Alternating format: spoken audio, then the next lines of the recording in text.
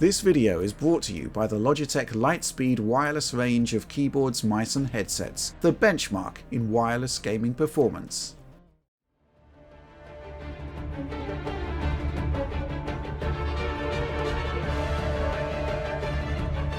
Nioh 2, it's out on PlayStation 5 now in remastered form, and also out, more or less simultaneously, on PC. And here I am talking about that version today with my friend and colleague, John Linneman, to discuss what this version offers above that PlayStation 5 version, what the performance is like on mid-range hardware, and just what you really should expect from this version. But John, before we get into all that, I really need to know, how are you doing? Oh, not too bad. I actually have been playing Nioh and Nioh 2 lately. After covering it for PlayStation 5, I've kind of continued to play it because fundamentally these games are great. And I really enjoy playing them. Yeah. They're pretty tough, but a lot of fun, and they really kind of keep you going. Yeah, I'd agree. I have so much fun with this game just playing it on PC now, and I've beat the first level multiple times now across so many systems that I don't know. I still have so much fun playing it. The base combat is really good, especially when we are playing it at like an ultra high frame rate, like 120 FPS. Yes, that's been the game changer for me as well. 120 hertz mode is awesome. It's great to have it on console, and obviously it sounds like it's great to have it on the PC version, as you would hope. Yeah, as you would hope. So I guess the big question for me then is, how is this PC port? It's a little bit of a strange one. It's got some positives and some negatives, and I think some of the positives or negatives immediately is when you get in game. Going into the options menu, there's at least good options. This is not like Dark Souls in 2011 or whenever that came out. There are actually usable options. There's very few of them. One thing you'll notice right away is that they are a little bit different than you're used to on PC. For example, changing resolution.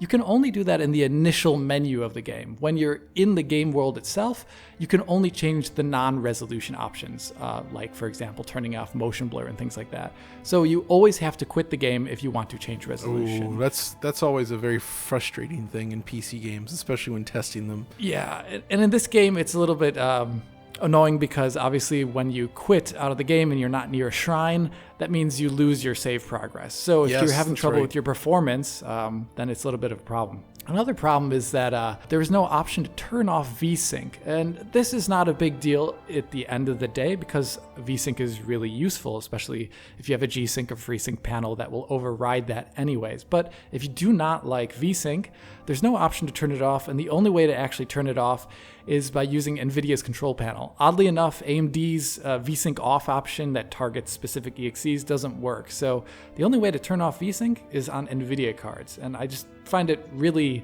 archaic to not have a VSync toggle. That is kind of frustrating. I did mean to ask, does this support ultra-wide, do you know? Yes, it does. It does seem to support ultra-wide. I only gave it a quick go, so I actually do not have a good understanding of how well it plays very far into this experience, but it does offer ultra-wide options in the menu there. What about the controls? Obviously, playing a game like Nioh is best with a gamepad, I'd say, but I still think fundamentally a good PC port should have well-designed mouse and keyboard controls. You can totally do it. There is the ability to assign keyboard and mouse controls, specific controls, for example. But the only problem is there's no prompts while you're playing the game. They only use kind of generic 360 pad or Xbox Series pad prompts of A, B, X, and Y. This is not too good because when you're learning to play the game, you actually don't know what prompts you have to do when the game tells you about them. Oh boy. You only see these Xbox 360 ones, essentially. And you would have to go every single time in the menu to learn actually what you need to do. Maybe they'll be updating the game in short notice to add in keyboard, mouse specific prompts, but at the moment, I ended up just playing the game on an ancient Xbox 360 pad, which worked fine enough and had proper button prompts. All right. That's not optimal. It is what it is, I guess. So I guess the next question then for me is, how does this stack up against the recent PlayStation 5 version? Yeah, now this is another kind of area where the settings menu, with it having, I would say, relatively few options, makes a straight up comparisons to the PlayStation 5 not too easy. Also, the fact that this PC version does not have dynamic resolution scaling like we'll find on PlayStation 5 or even PlayStation 4 Pro below that. A straight comparison is not at all possible, but from those settings that we do have, And just by running the game side by side, it's pretty easy to see what settings are there on PlayStation 5. And, looking through them all, it looks like, in terms of shadows, PC's high setting is what you get more or less in the standard mode on PlayStation 5. So that was basically the quality mode in the PS5 version. Though they just call it like PS5 standard. But yeah, that does actually have higher quality visuals in general, but a slightly more aggressive dynamic resolution situation. Yeah, and other than that, the 4K mode below that looks slightly different than high, so it's probably most closest to the medium resolution perhaps. The 120 FPS mode, like you mentioned in your PlayStation 5 video, really cuts back on the shadows, making them all static, and also much lower resolution and having strange cascade distances where it's kind of like jumping right in front of the camera. That's most similar to the low setting on PC. Okay. That's about it. The one problem is that's the only adjustable option on PC that really allows you to get a sense of what the PlayStation 5's version is actually doing. The thing that does change also between these modes, like you mentioned in your video, was level of detail settings for geometry in the world. There's no option to adjust that at all on PC, which is somewhat of a shame because it obviously has a performance benefit from doing that, as the PlayStation 5 version shows. And also it means, well, we have a problem here because on PC it is by default, the LOD distance, the same as the 4K mode. The standard mode on PlayStation 5 is actually using a higher LOD distance, and it looks kind of dramatically higher, actually, if you look at this rooftop shot here. That's even more noticeable in Nioh specifically, because rather than swapping in low detail models, Nioh just often omits them entirely until they're within the distance from your player. So you actually see objects sort of popping into view, which the so-called quality mode on PS5 sort of does away with mostly, and it feels a little more stable. I mean, to me, that feels like that should absolutely be in the PC as well, but it's a bit of a shame, and it's really, I have no idea why they didn't include an LOD option at all. When you are running through the game world, it is actually pretty noticeable on PC to see LOD popping rather often. It would have been nice to have the option to both lower that closer to the 120 FPS mode on PlayStation 5, which uses really low LODs, for ultra low-end PCs, for example, or, maybe just because you have a really high-end PC and you want to push the LOD out. Well, there's no chance to do that, unfortunately, on PC.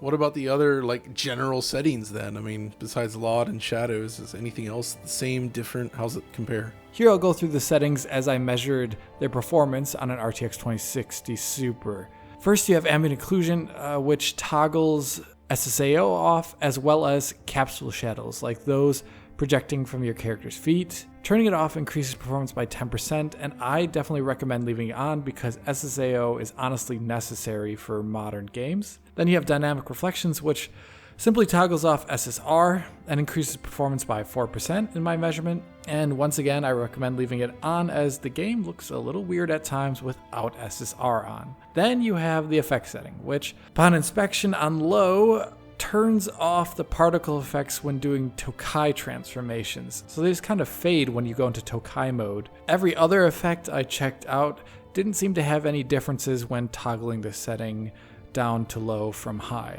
Turning it off increased performance by 6% in the moment when I was going into Tokai mode. So it helps, but I definitely recommend leaving it on because the Tokai transformations look really cool and don't look too awesome on low. The shadows option reduces the resolution of cascades, and when set to medium or lower, world shadows become completely static. So leaves don't rustle in them, for example.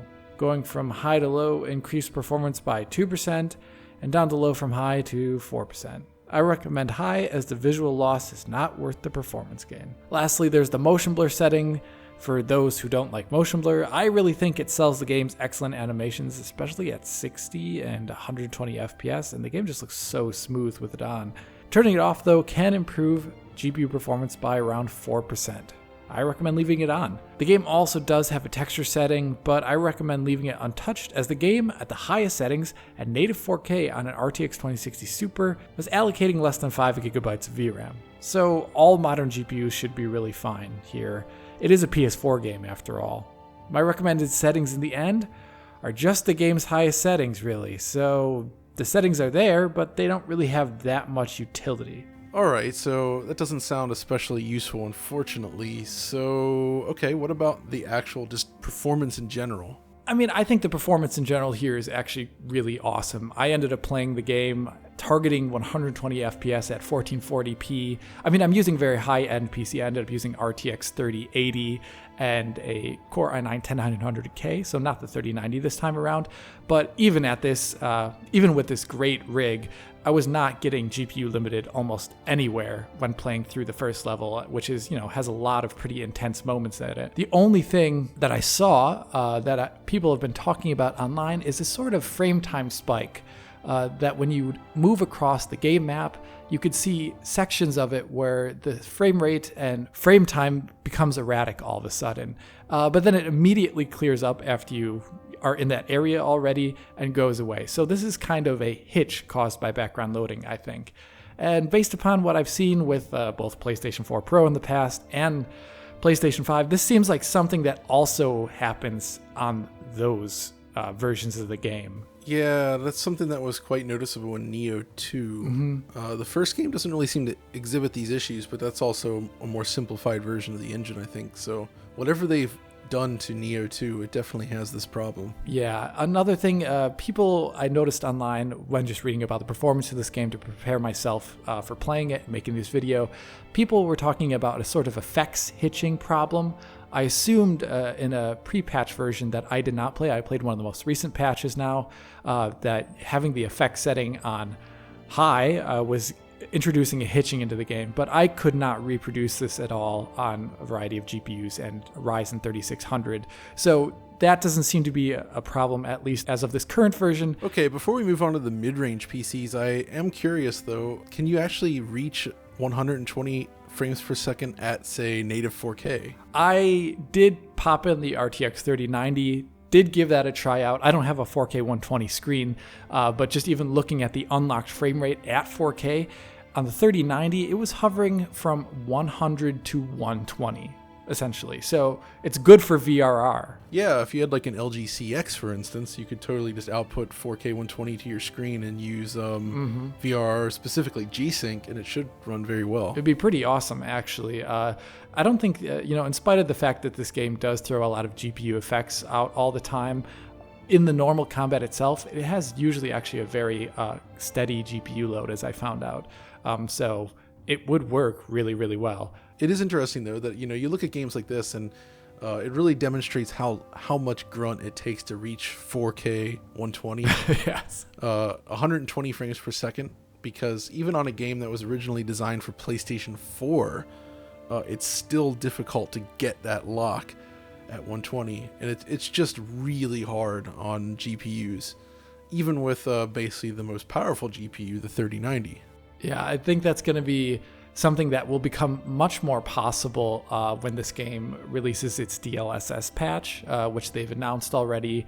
So they're going to be adding DLSS to this game, which should really easily, I think, at quality mode DLSS, allow for a flat 120 hertz 4K experience for those who have the hardware to do it, of course. Not everyone can. So obviously not everybody has a 3080 or a 3090, especially as of late, since they're remarkably difficult to get a hold of. Yeah. What about a more mid-range PC, like a 2060S or something like that? How does that stack up? Well, here I ran, basically cleared the first map of enemies, set the game to the highest settings at 1440p, 120 hertz output, and ran an RTX 2060 Super and RX 5700 through it, and found that they are extremely similar to one another.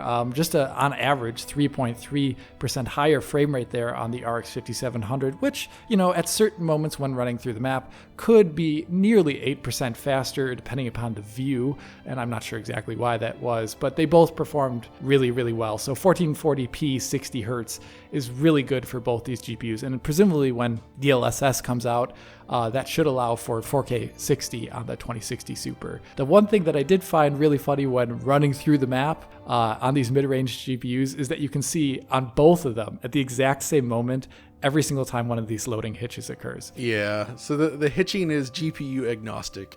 Everybody gets it. Equal opportunity hitching. Everyone's going to get it no matter what CPU, GPU combo you're using out there, which is both a shame and, well, it's a shame, but it's also funny. It's kind of a frustrating quirk of their engine, unfortunately, but I don't think it really ruins the game or anything. It's not a huge deal, but yeah, it definitely seems noticeable. All right. So it's time to slam the hammer down on the table and say, what is the Alex Battaglia verdict? I'd say in the end, we're looking at a very bare bones PC port here with not very useful graphical options and some strange inabilities like the VSync and the not being able to change LOD, which are not that great.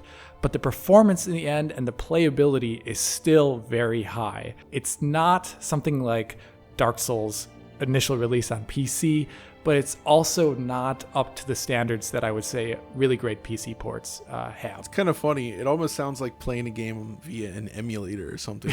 Yes. Where you're just you load it up, it runs great, it runs better than, in some ways, but you can't really adjust much.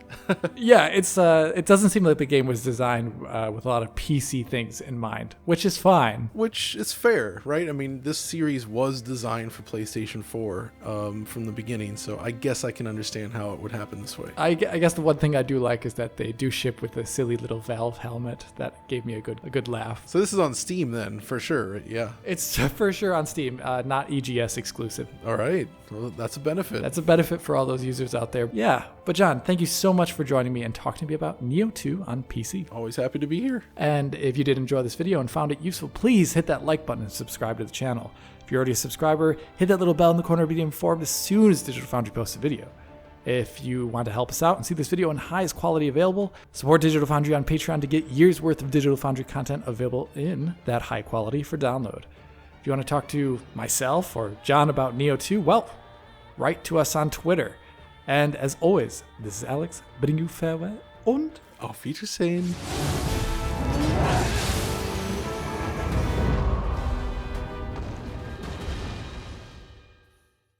Finally, a headset that can be as expressive as you. G733 is wireless and designed for comfort, and it's outfitted with all the surround sound, voice filters and advanced lighting you need to look, sound and play with more style than ever. Lightspeed wireless technology lets you game wirelessly without compromises in latency, connectivity or battery. Play in complete freedom with over 20 hours of battery life and a range of up to 15 meters.